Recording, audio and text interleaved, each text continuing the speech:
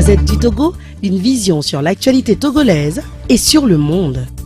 En direct des studios de la plus belle des radios, nous vous souhaitons une très belle entame de journée. Soyez les bienvenus, mesdames et messieurs, dans le débat de Nana FM. À quelques heures du début des opérations de recensement dans la zone 2, la Commission électorale nationale indépendante CENI est toujours incomplète. Les 5 représentants de l'opposition parlementaire n'étant toujours pas confirmés dans leurs fonctions par l'Assemblée nationale. Au cœur d'une nouvelle mésentente, la place de l'UFC qui revendique son appartenance à l'opposition, alors que cette dernière l'assimile plutôt au parti au pouvoir étant au gouvernement depuis plusieurs années. Alors l'interrogation qui est la nôtre ce matin est la suivante. Dans l'élection des membres de la CENI, représentant l'opposition parlementaire, l'UFC est-elle victime d'une injustice ou instrument d'un nouveau blocage ?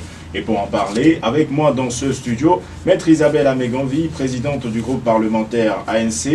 Bonjour Maître. Bonjour Monsieur Afanou. Je rappelle que votre parti est membre de la coalition des 14 et ce débat se fera également avec vous les Togolais qui pouvez réagir dès maintenant via la page Facebook de Nana FM et dans une vingtaine de minutes par téléphone sur le 91 09 71 71 ou le 96 61 58 58.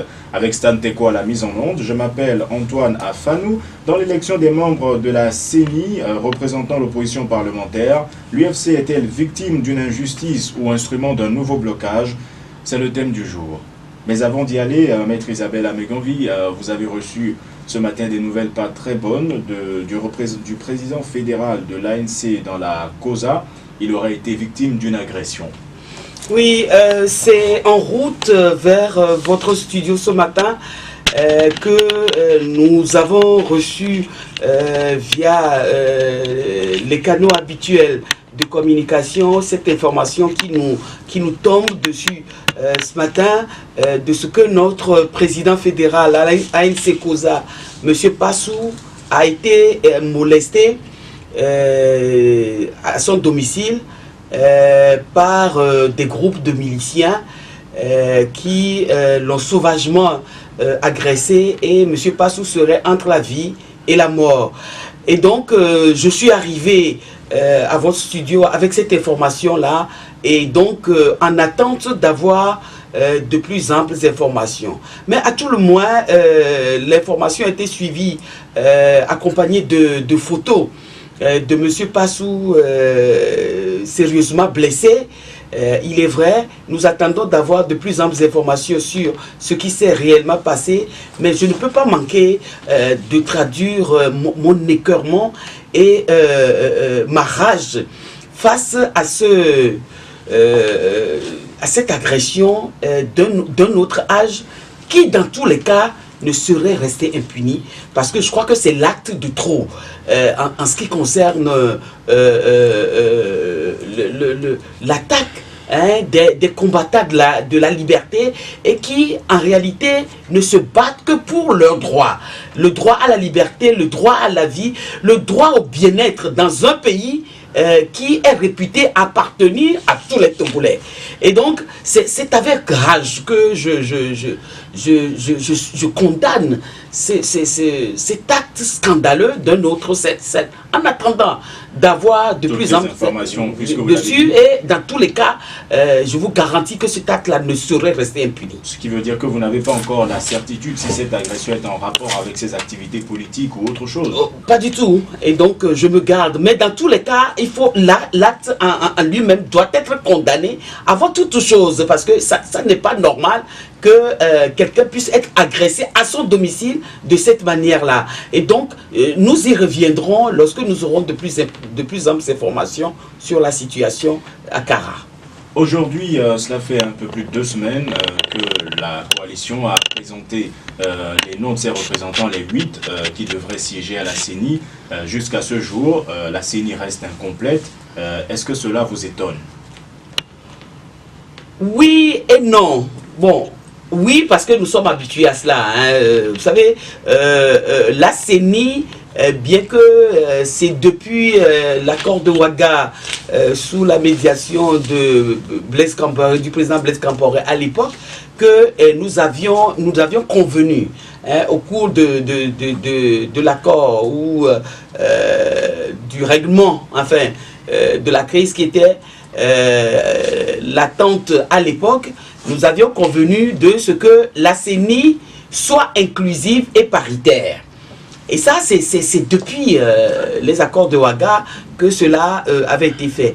Et donc, mais cela avait été fait, mais dans les actes, ça ne s'est jamais concrétisé, puisque le parti au pouvoir, à l'époque c'était le RPT, aujourd'hui UNIR, s'est toujours arrangé de choisir librement, lui, ses 8 membres, hein, devant représenter 5 au titre des partis parlementaires, 1 au titre des partis SA parlementaires et 2 au titre de la société civile.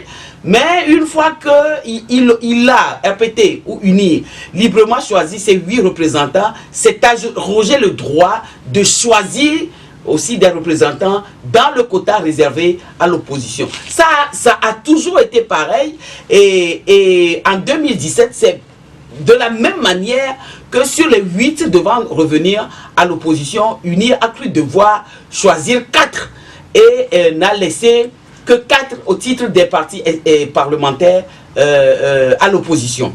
Et donc c'est pour cela que cela ne m'étonne pas, parce que la CENI n'a jamais été paritaire et inclusive du fait de ce comportement. Et pourtant, cette question a été réglée avec le comité. Voilà, et donc c'est pour ça que je ne suis pas étonné. J'avais répondu à votre question oui et non. Non, parce que je ne suis pas étonné, ça a toujours été pareil, nous l'avons toujours dénoncé, mais nous avons senti que les populations n'avaient pas saisi le sens de notre dénonciation à l'époque, jusqu'à ce que l'acte soit posé en 2017, lorsqu'il s'était agi de former la CENI là, qui continue et tout. Et donc ce problème a été porté devant le comité de suivi, et ensemble on a convenu, deuxième accord en réalité, qui concrétise l'accord obtenu à Ouaga dont je vous ai parlé tout à l'heure. Et la différence, c'est que cette fois-ci, le comité de suivi a expressément donné compétence à chacune des parties. Parti P, A, R, T, I, E. Donc au dialogue, la compétence de choisir librement ses 8 représentants. Ça veut dire quoi? Ça veut dire que UNIR devait choisir ses 8 représentants et l'opposition devait librement choisir ses 8 représentants, de sorte que aucune des parties ne puisse s'immiscer dans le choix de l'autre parti. Et donc c'est ça qui a été en réalité concrétisé, hein, ce qui a toujours été décidé depuis Ouaga. Et donc c'est en cela que je suis étonné, parce que vous savez, la désignation de ces membres-là se passe à l'Assemblée nationale. Et depuis le début de cette législature, pour ne pas dire même avant, législature 2007, la désignation de ces membres a toujours été un véritable pugilat, a donné lieu toujours un pugilat au niveau de l'Assemblée nationale, parce que nous sommes toujours opposés à ce que UNIR s'immisce dans le choix, dans notre choix, et nous n'avons jamais eu gain de cause à ce moment-là. Et depuis la législature 2013, je dirais que le problème s'est reposé encore, pas plus tard qu'en 2015, où UNIR a encore pioché dans le quota de l'opposition pour le donner à son allié l'UFC. Et donc, moi, je pensais que le problème était réglé du fait de relever les conclusions. C'est pour cela que je suis étonné, oui, et que je réponds oui à votre question, parce que je pensais heureusement que ce problème avait été définitivement réglé, parce que c'était un problème que nous avons porté devant les facilitateurs, devant le comité de suivi. C'est pour cela que ça a fait l'objet d'un règlement qui figurait dans les relevés de conclusion. Alors, l'élection des membres devant siéger à la CENI pour représenter l'opposition parlementaire n'a pas pu se faire à l'Assemblée, parce que l'UFC revendique une place.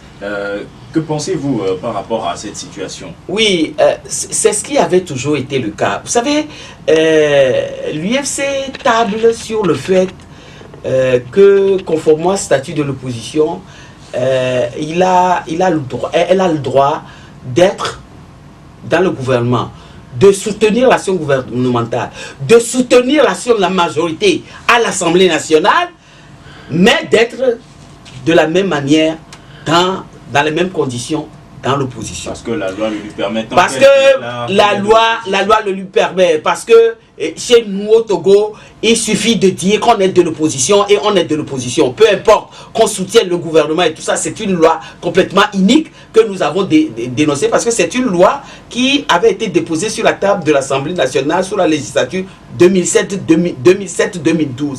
J'étais membre de la commission des lois à l'époque, c'est nous qui avions,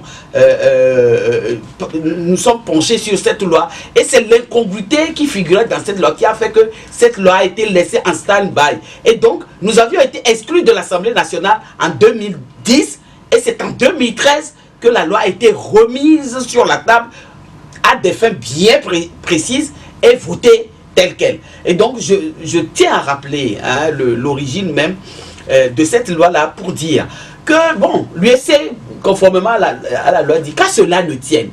Vous savez, pour cette fois-ci, moi, je ne me suis même pas mêlé. Je n'ai pas voulu rentrer dans cette polémique. Vous avez d'ailleurs été saisi à ce sujet. Oui, parce que le problème de ce courrier, c'est que je n'ai jamais dit que c'est parce que j'estime que l'USC n'est pas de l'opposition que la liste a été faite de cette manière. Et vous avez jamais. reproché de n'avoir pas ouvert de concertation. Oui, mais vous savez, il est demandé dans le relevé de conclusion aux parties prenantes au dialogue de choisir. Et donc, moi, je me suis tenu, parce que partie prenante au dialogue, c'est la C14 et le parti au pouvoir. C'est les deux protagonistes de la crise. L'UFC n'est pas au dialogue.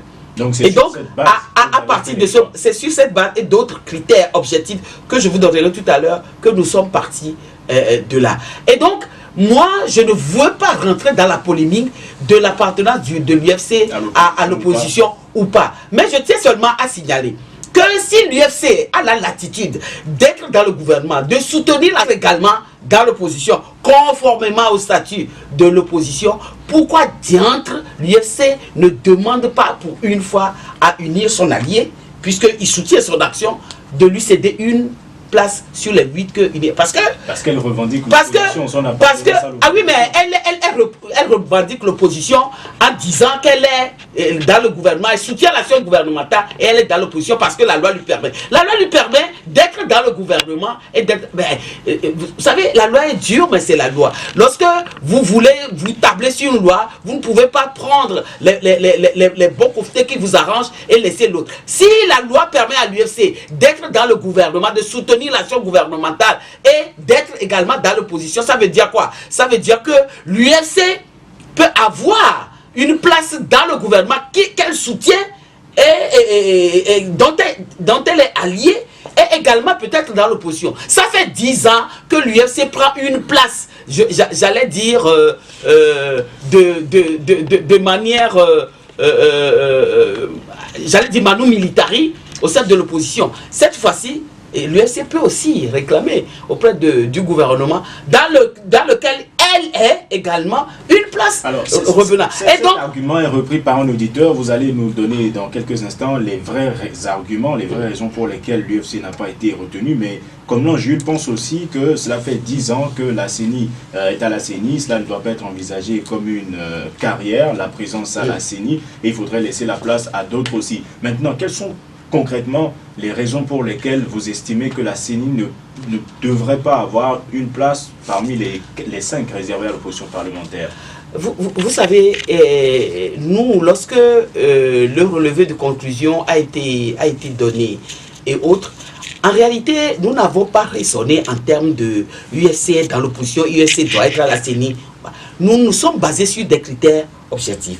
Premier critère, les critères de compétence de personnes, de désigner des personnes capables d'aller faire le travail qui sera le leur au niveau de la CENI. Avoir des compétences en matière électorale, avoir le courage, parce que la CENI, ce n'est quand même pas, j'allais dire, le banc du cours préparatoire première année. CP1 où l'on apprend, l'on apprend le b.a.-ba de l'alphabet, ou du syllabaire. Non, la CENI, c'est une institution qui organise et supervise les élections. Et comme nous nous sommes battus pour que dans notre pays, les élections soient libres, équitables, démocratiques et transparentes, c'est sur des gens qui ont la compétence pour pouvoir régulièrement travailler là-bas que ça, c'est le premier critère. Le deuxième critère, il faut quand même des gens de courage, hein, parce que nous affrontons un régime cinquantenaire de dictature et qui, au pouvoir, organise des élections jamais pour les perdre, dans tous les cas. Et donc, des gens qui devraient être confrontés à une situation assez difficile et avoir le courage de braver cette situation-là et de tenir tête. Et tout ça. Et ensuite, troisième argument, nous nous sommes dit que nous avions dans le temps 2015, puisque nous étions à l'élection présidentielle de 2015, et donc nous avions envoyé des gens qui ont fait leurs preuves là-bas, et le régime a été contraint d'user de la pire des méthodes en renvoyant purement et simplement les membres de l'opposition de la CENI et en laissant la CENI unilatérale avant de publier les résultats. Et donc nous nous sommes dit, voilà des gens qui ont été courageux, qui ont fait leurs preuves au niveau de la CENI et qu'ils usent en l'état actuel des choses à la limite et autant que faire se peut de reconduire ces personnes-là. Et donc voilà les critères que nous avions préalablement désigné avant de commencer. Et donc, nous avions à la coalition que vous présentez comme... voilà. Et donc, nous avions commencé par la société civile. Et aujourd'hui, tout le monde est au courant que le Front citoyen Togo Debout se bat aujourd'hui aux côtés du peuple togolais pour le réveil des consciences et pour le bien-être de la société togolaise et tout ça. Et donc, nous avons dit que trouver quelqu'un de bien au niveau du Front citoyen Togo Debout serait adéquat pour pouvoir travailler. Et donc nous avons demandé au Front citoyen Togo Debout de nous trouver quelqu'un. Et nous nous sommes dit même que ce n'est pas l'institution qui désignera n'importe qui. L'institution désignera quelqu'un, mais nous présentera la personne et nous examinerons la capacité de cette personne-là à répondre aux critères que nous avons préalablement établi. Et donc c'est ce qui a été fait. Maintenant, s'agissant des partis extra-parlementaires, au sein de la coalition de la C14, il y a des partis parlementaires et il y a des partis extra-parlementaires. Des partis extra-parlementaires, il se trouve que deux de ces personnes ont déjà fait leur preuve à la CENI à l'époque, notamment la CDPA par le biais de M. Sibabi, à qui tout le monde reconnaît de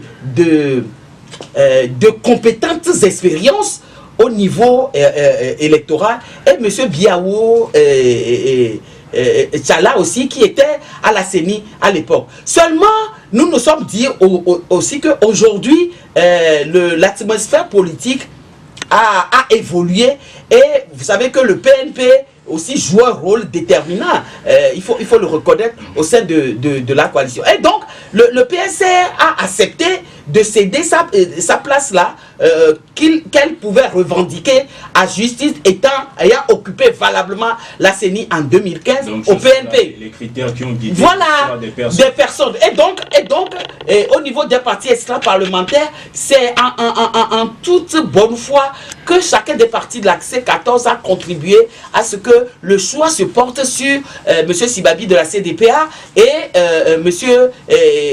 Sebabé Guéfé du PNP. Alors, et donc, ce côté-là a été fait, il n'y a pas eu de problème.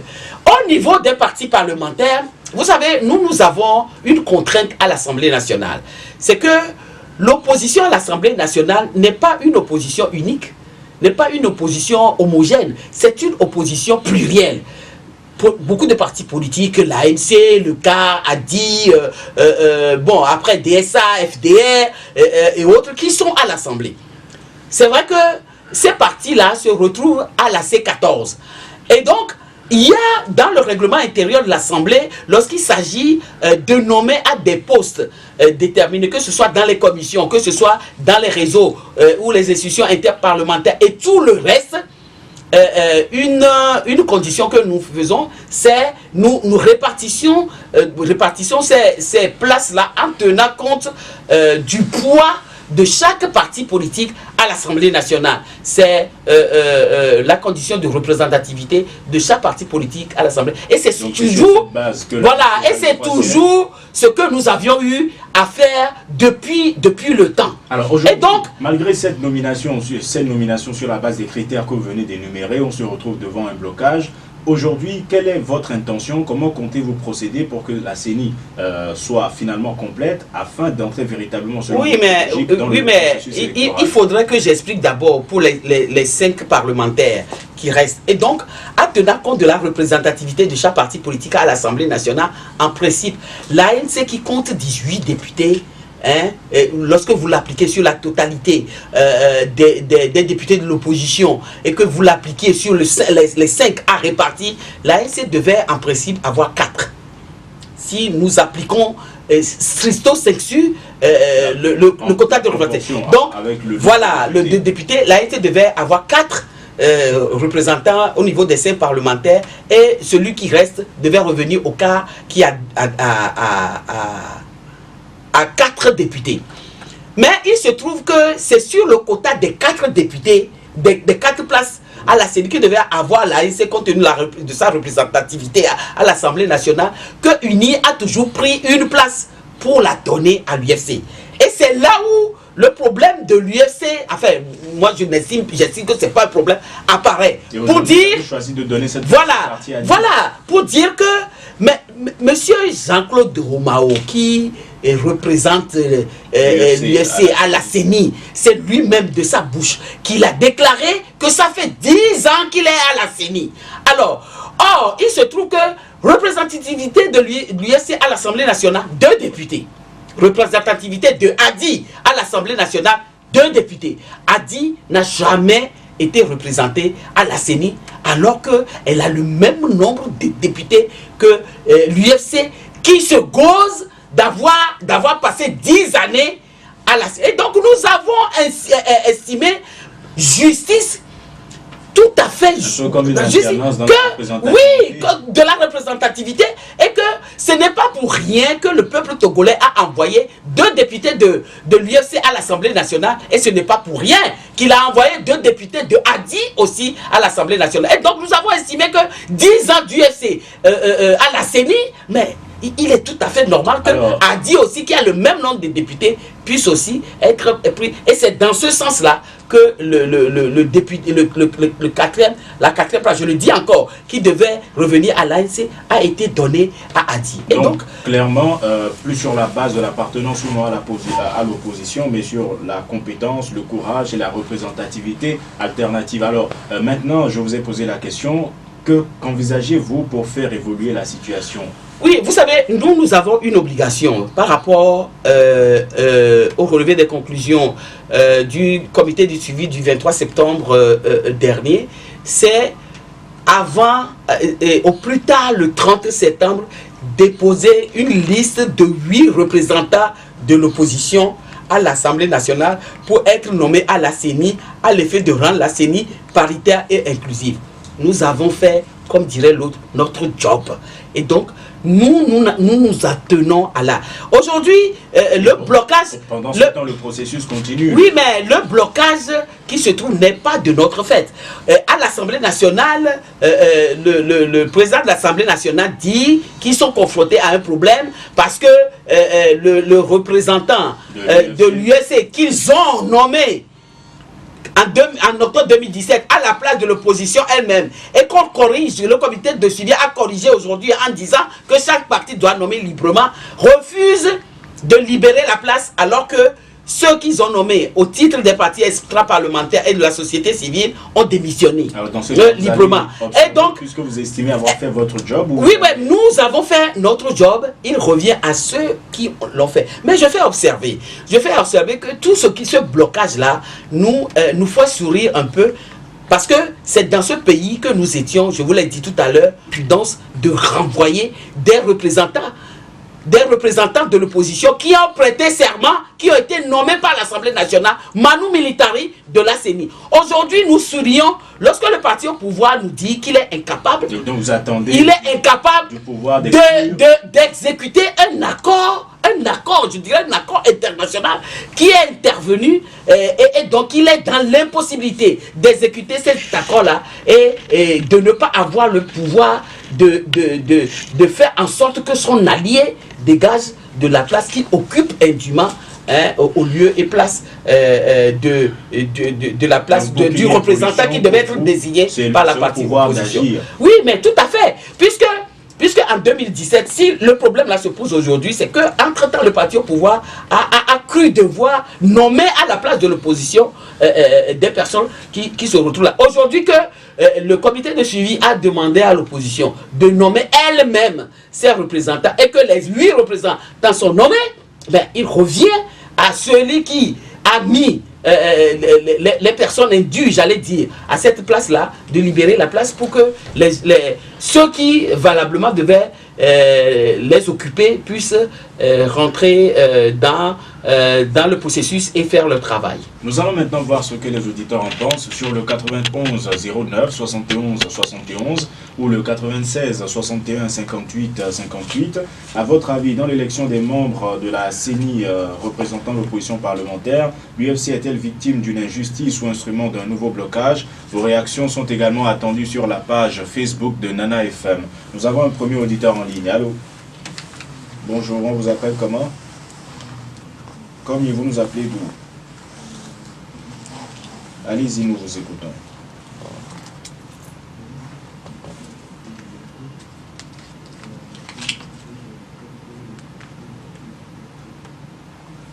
Vous avez une CENI à domicile?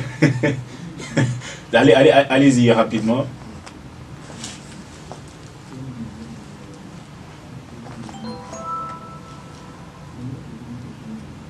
Oui.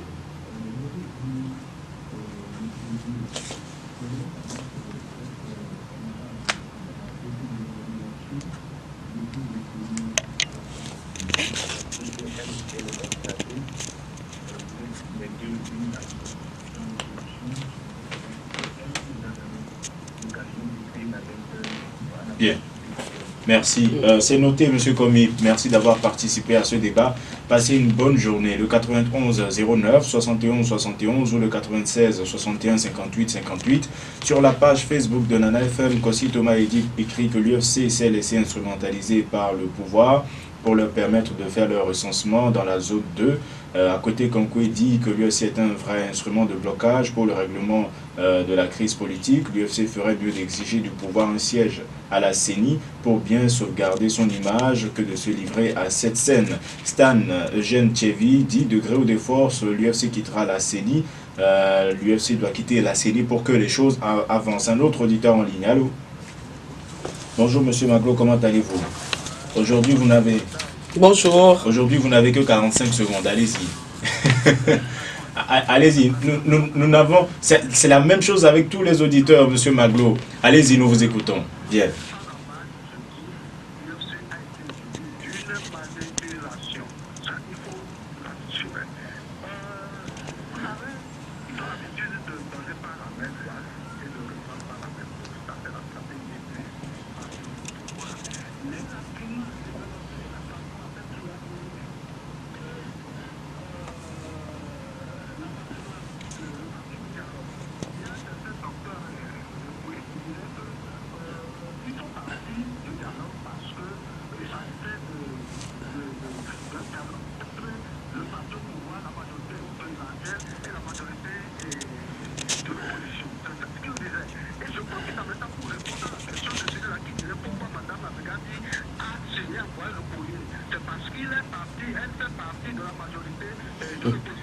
Bien. Elle y répondra malheureusement. Monsieur Maglo, je vous aime bien, je sais que vous m'aimez aussi, mais aujourd'hui, nous n'avons plus beaucoup de temps. Monsieur Maglo, je vous présente toutes mes excuses. Bien sûr, je sais que vous avez beaucoup à dire. Alors, Monsieur Maglo,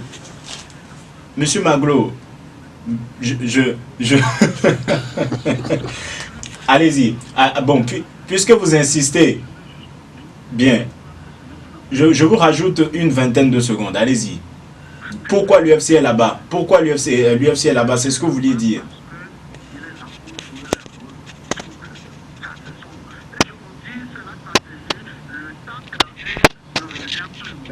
Mais comment est-ce que vous le savez? Comment est-ce que vous en êtes sûr?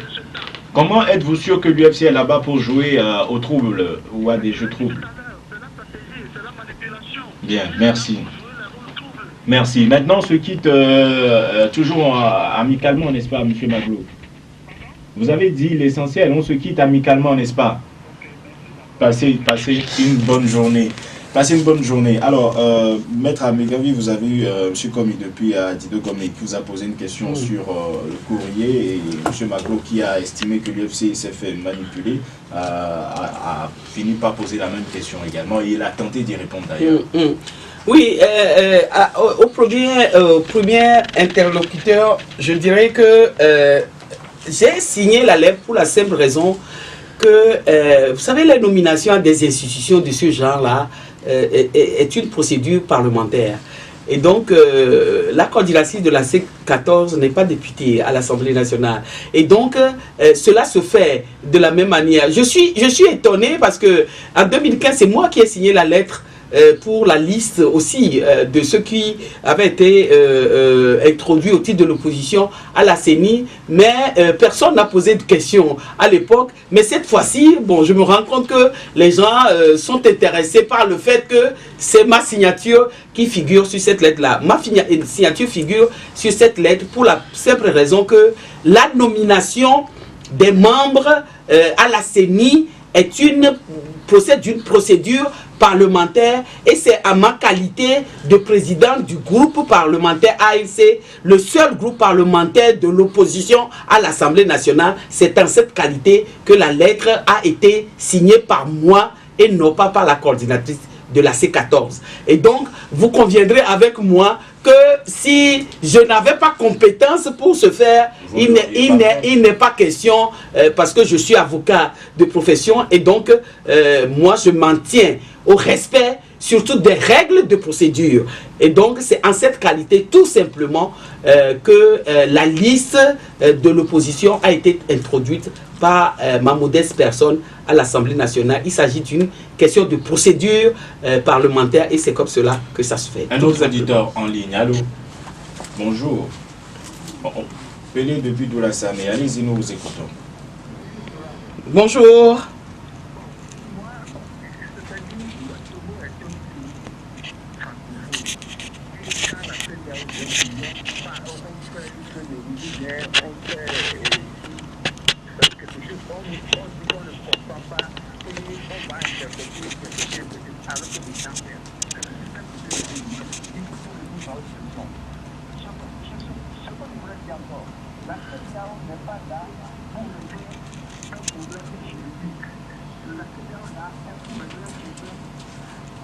Alors concrètement,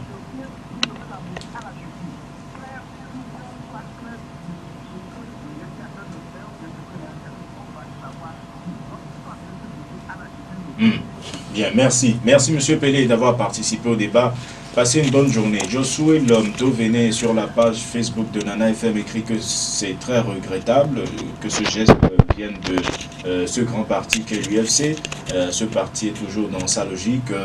Laisser l'UFC faire signifierait une injure aux Togolais, que la coalition se batte de toutes ses forces pour l'éjecter. Zinsou Sokerou dit que c'est évident, l'UFC est l'instrument d'un nouveau blocage et Gaëtan Max à Javon s'interroge. Comment peut-on dire que l'UFC est victime d'une injustice quand ce parti parlementaire se dit de l'opposition mais n'a jamais suivi les consignes de vote des autres membres de l'opposition et a toujours voté en faveur de la majorité? Un autre auditeur en ligne, allô? Bonjour, on vous appelle comment? Abak, vous nous appelez d'où? Allez-y, nous vous écoutons. Merci. Bien. Allez-y maintenant. Bonjour.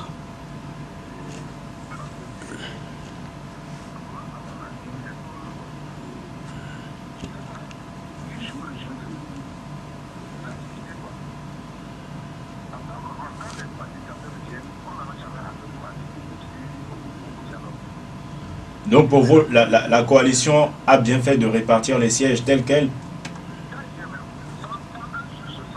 Bien. Merci.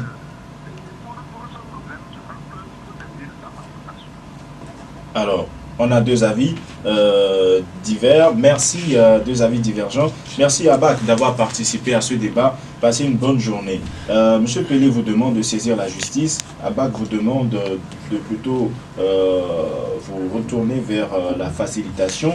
Quelle sera votre option, maître Améganzi? Oh, vous savez, ce problème, si problème il y a, encore que moi je ne le considère pas comme un problème, je le considère... Ça bloque quand même. Oui, mais je le considère comme une manipulation. Bon, les gens ont utilisé le terme où, vous savez, on a l'habitude dans la politique de notre pays à ces genres de micmac et autres. Et donc, moi, je ne le considère pas comme un problème. S'il est un problème, donc c'est un problème créé de toutes pièces. Bon, à des fins bien précises. Et donc, bon, moi, je ne le considère pas. Encore moins comme un problème juridique. Parce que le relevé de conclusion est clair. Et je crois que le président de l'Assemblée nationale et la majorité à l'Assemblée nationale ont bien compris, puisque lorsque le président a levé la séance, il a dit que dans tous les cas, le parti au pouvoir, ils ont bien compris qu'aucune des partis ne doit s'immiscer dans le choix de l'autre. Le problème auquel ils prétendent être confrontés, c'est le fait que le représentant de l'UFC refuse de libérer librement la place qu'il occupe, je l'ai dit tout à l'heure, indûment. À partir de ce moment-là, moi je ne considère pas ce blocage-là comme un problème juridique qui doit trouver sa résolution en justice, encore que c'est l'UFC elle-même qui a menacé, parce qu'ils ont cru deux fois m'envoyer un courrier, réclame une place, non seulement une place, au sein des partis parlementaires, mais soutient qu'elle a son mot à dire sur le choix des deux représentants des partis extra-parlementaires et du représentant de la société civile. Elle, l'UFC, deux députés à l'Assemblée nationale, a son mot à dire sur non seulement sa place qu'elle revendique au sein des parlementaires, mais à son mot à dire aussi sur les deux que nous avons choisis dans les partis extra-parlementaires et dans la société civile. Et donc, dans cette même lettre-là, menace à ce que si le vœu de l'UFC n'est pas exaucé, elle compte s'attaquer, elle compte introduire en justice. Et donc, nous attendons que l'UFC introduise, si tant est que ce problème-là est gérable ou réglable devant les juridictions, nous attendons que cela se... Et donc, nous estimons que nous avons fait notre part, conformément à l'application, l'exécution d'un accord qui a été obtenu. Et donc, nous estimons que ce que l'UFC est en train de faire aujourd'hui ne peut pas remettre en cause un accord qui a été obtenu. Et donc, nous attendons que le problème soit réglé par qui doit régler, qui l'a créé. C'est-à-dire, celui qui a créé le problème, c'est celui-là de régler le problème. Et pourtant, visiblement, le parti au pouvoir estime que c'est un problème interne à l'opposition parlementaire. Non, comment un problème interne à l'opposition parlementaire, puisque l'accord dit très clairement que chaque parti, je l'ai dit tout à l'heure, P-A-R-T-I-E, doit désigner librement.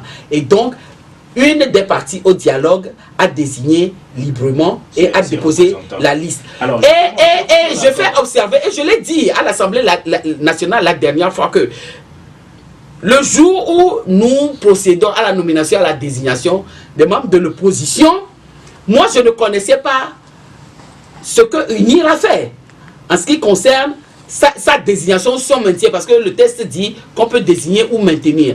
Parce que je ne savais pas, parce que ça ne me regarde pas. Je ne m'immisce pas, je ne m'intéresse pas à ce que UNIR a fait en ce qui concerne les 8 qu'elle devait désigner en tant que partie prenante au dialogue. Donc, ça ne m'intéresse. Donc nous estimons que les 8 que nous avons désignés, et si l'UFC estime avoir des problèmes avec nous sur la désignation, ce n'est pas à UNIR de régler le problème. Vous comprenez? Bien. Si UNIR se mêle de ce problème-là et dit que l'UFC est en train de poser des problèmes, donc elle ne peut rien faire, ça veut dire que UNIR s'immisce encore dans la désignation des 8 représentants de l'opposition, ce qui lui est interdit par l'accord qui est intervenu. Justement. Et donc, si l'UFC estime avoir des problèmes, bon, elle doit, au vu de ce qui a été fait, peut-être se retourner, régler le problème au sein de l'opposition à laquelle elle prétend appartenir. Sur l'accord, Sam, sur la page Facebook de Nana FM demande, est-ce qu'un accord politique est au-dessus des lois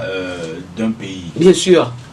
Un accord politique, vous savez, en 1998, je crois que c'est en 1998 que nous avions eu l'accord, ou en 2003, je ne me rappelle plus, sous la médiation de M. Blaise Compaoré. Mais il y avait eu des dispositions de la Constitution togolaise qui ont été mises entre parenthèses par un accord qui a été obtenu. Et donc, vous savez, dans la nomenclature ou la pyramide des normes juridiques, un accord est au-dessus des tests internes. Et donc, certains pensent que c'est une manière de bafouer un peu la souveraineté des États. Qu'est-ce que vous en pensez? Oui, mais vous savez comment nous sommes arrivés à cet accord-là? C'est parce que le peuple togolais était dans les rues.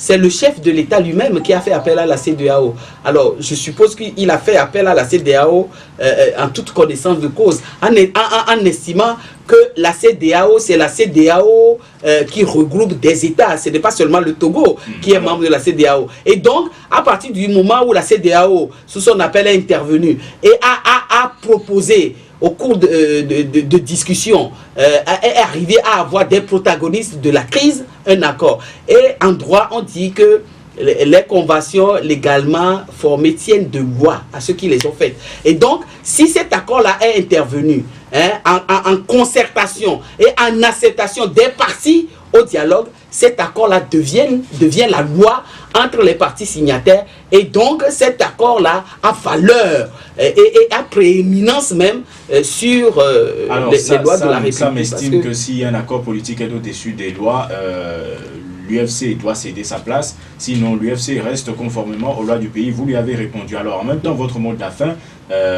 quelle est votre réaction par rapport au processus électoral qui continue avec le recensement qui débute demain dans la zone 2 en une trentaine de secondes?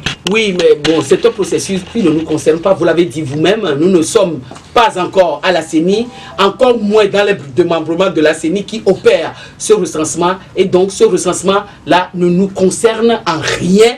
Parce que au niveau du comité du suivi et de la feuille de route de la CEDEAO, le processus doit être inclusif.